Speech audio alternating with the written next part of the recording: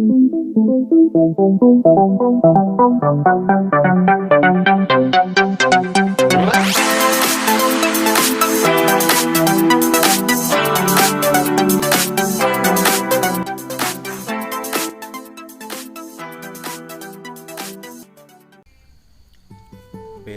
potensial, simbolnya adalah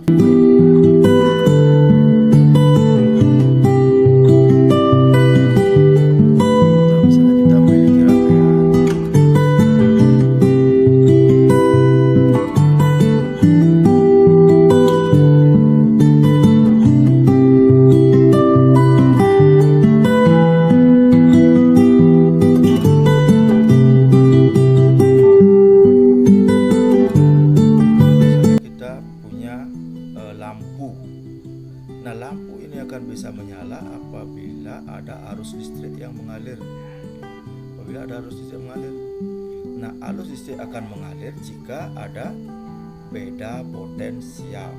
Nah, bagaimana caranya supaya ada beda potensial? Maka kita harus memasang sumber beda potensial yang juga disebut dengan sumber tegangan. Nah, apa itu?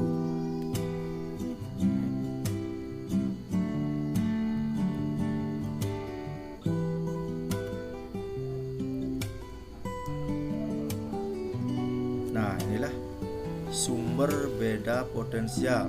Karena sudah ada sumber beda potensial, maka akan terjadi arus listrik mengalir terus-menerus. Nah, apa saja sumber beda potensial yang kita ketahui? Salah satu yang paling umum adalah batu baterai. Ya, itu adalah bukan sumber beda potensial. Ya, bisa juga aki, ya, bisa juga pakai adaptor, ya, dan lain-lain. Nah, apa sebenarnya fungsi daripada sumber beda potensial ini? Nah, ini tidak lain adalah untuk memberikan energi pada elektron supaya elektronnya itu bisa berpindah. Jadi untuk memberikan energi pada elektron supaya elektronnya mengalir.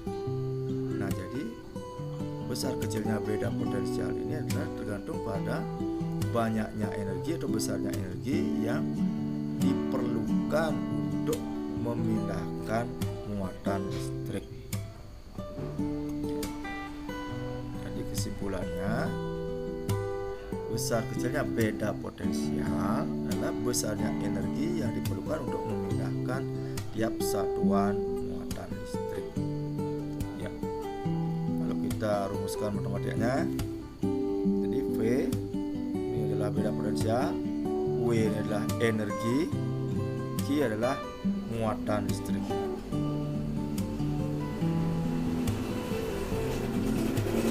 Ya, energi satuannya joule, Q muatan listrik coulomb, beda potensial satuannya V, volt.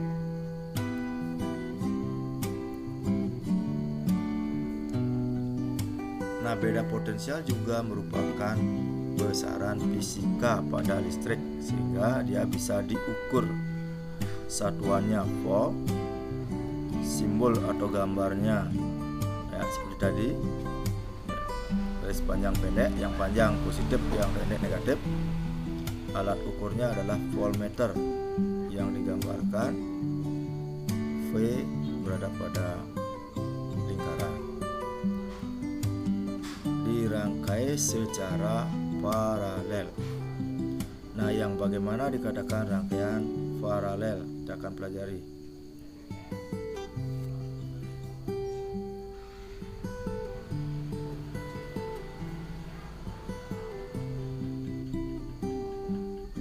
Ya, misalnya kita punya lampu L. Ya, supaya ada arus maka kita harus memasang sumber beda potensial.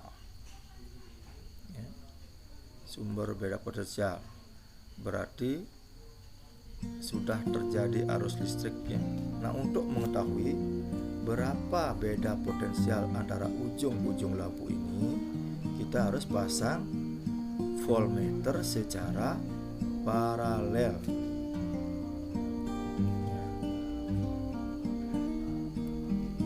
Nah, inilah inilah yang dimaksud dengan rangkaian paralel ya. Jadi voltmeter ini paralel atau sejajar dengan lampu, sejajar dengan alat yang diukur. Nanti berapa beda potensial antara ujung atau kaki-kaki lampu ini ditunjukkan oleh voltmeter.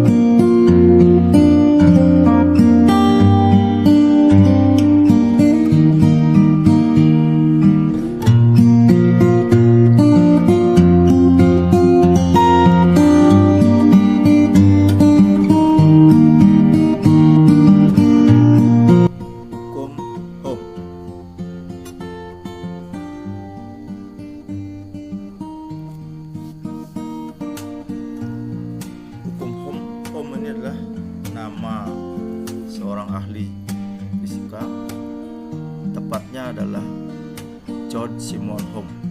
Nah, Ohm ini menyelidiki hubungan antara kuat arus listrik dengan beda potensial pada suatu rangkaian. Nah, bagaimana hubungannya antara I dengan V?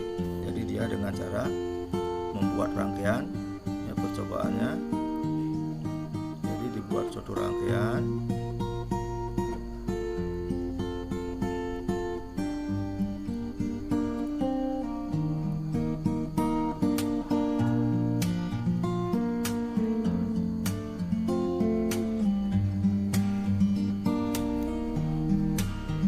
Seperti ini. Jadi berapa kuat arus yang mengalir nanti akan ditunjukkan oleh ampere meter. Berapa beda potensial rangkaian akan ditunjukkan oleh voltmeter. Nah, sekaligus bagaimana hubungan antara I dengan V ya. I dengan V dengan cara mengubah-ubah besarnya sumber tegangan ya, dengan cara mengubah-ubah besarnya sumber tegangan. Nah, dari hasil penelitiannya ini ya, dari hasil penelitiannya dibuatlah tabel data ya, dibuat tabel datanya misalnya ya, seperti berikut.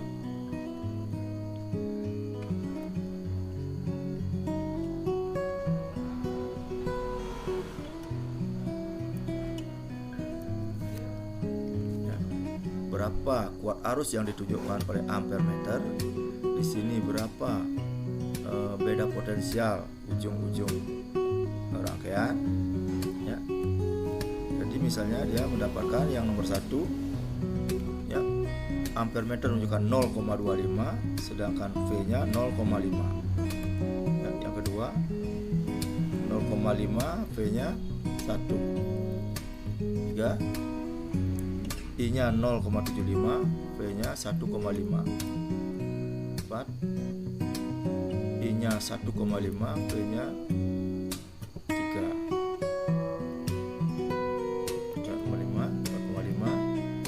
Nah, kita bisa perhatikan dari hasil-hasil data ini. Jadi semakin besar ini turun, semakin besar kuat arusnya, beda potensialnya juga makin besar. Jadi makin besar. Nah, ini bisa kita simpulkan bahwa antara I dengan V ini adalah berbanding lurus. Jadi I berbanding lurus dengan V, kuat arus berbanding lurus dengan beda potensial. Nah, bagaimana kalau antara V dan I ini dibagi? Bagaimana kalau V ini dibagi dengan I? Perbandingan antara V dan I. Nah, ini kita masukkan 2 ya, 0,5 dibagi 0,25 sudah 2. 1 bagi 0,5 2. 1,5 dibagi 0,75 juga 2. Nah, jadi terus hasilnya itu 2. Jadi perbandingan antara V dan I itu ada hasilnya tetap ya, sampai kapan dan seterusnya ini pasti 2 terus. inilah bisa kita simpulkan.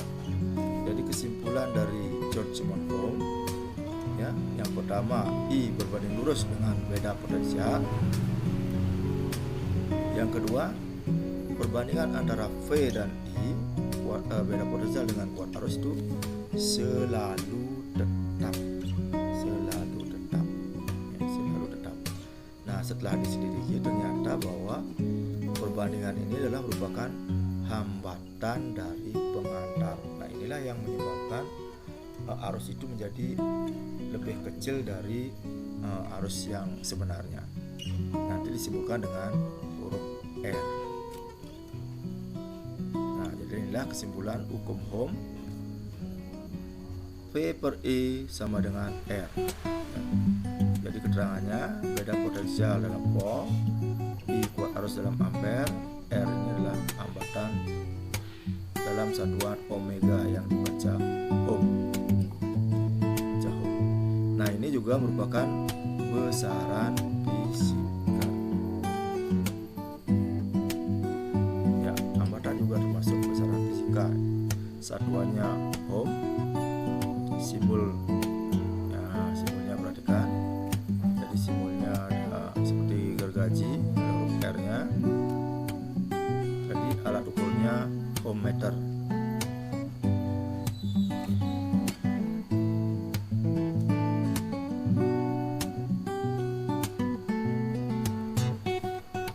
Nah, dalam soal ini kuat arusnya adalah miliampere, kita harus ubah nanti menjadi ampere dengan cara membagi 1000.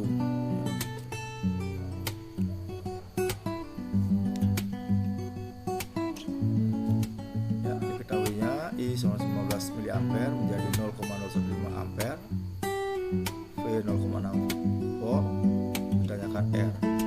Rumus R sama V per I 0,6 per 0,015, jadi 40 volt. Contoh yang kedua, nah, ini diketahuinya R dan V. R 6 volt, V 12 volt, tanyakan I. Jawab R sama V per I 60 sama, ya. Hasilnya 0,2 miliampere.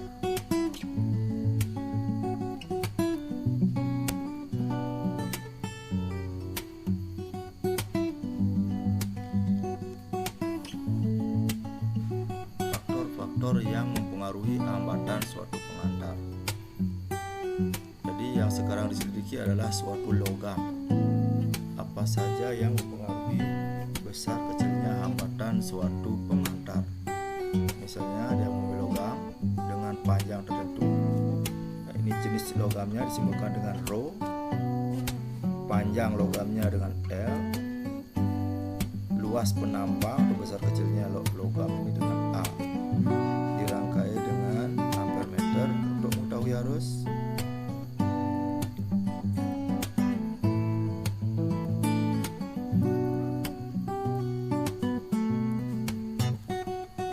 Diselidiki berapa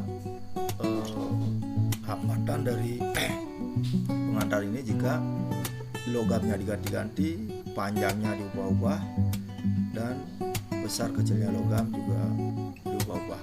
Nah, ini diukur kuat arusnya berapa, beda potensialnya berapa, sehingga nanti dibagi V dibagi I sama dengan R, hambatannya berapa.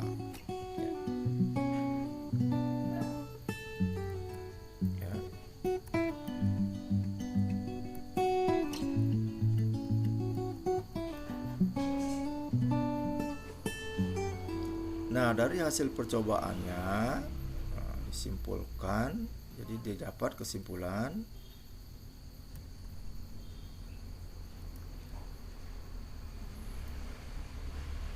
ternyata R itu hambatan pengantar berbanding lurus dengan panjangnya pengantar. Artinya semakin panjang logamnya maka hambatannya makin besar. R berbanding terbalik dengan luas penampang, artinya semakin besar logamnya atau pengantarnya maka hambatannya semakin kecil. Semakin kecil logamnya hambatannya mungkin besar. Nah juga dia R dipengaruhi oleh jenis-jenis pengantar. Jadi misalnya pengantarnya dipakai besi berapa hambatan jenisnya, tembaga berapa. Nah dikumpulkan menjadilah dia R sama dengan rho L per A. R sama dengan rho L per A. Terangannya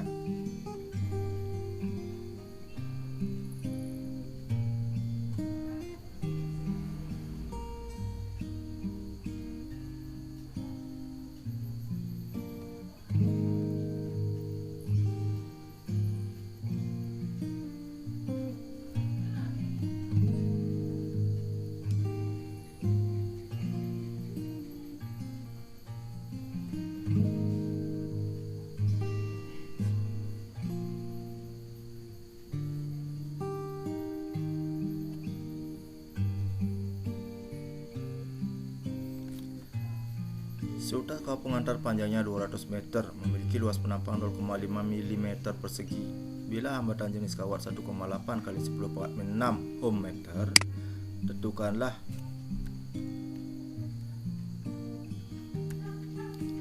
besar hambatan kawat tersebut.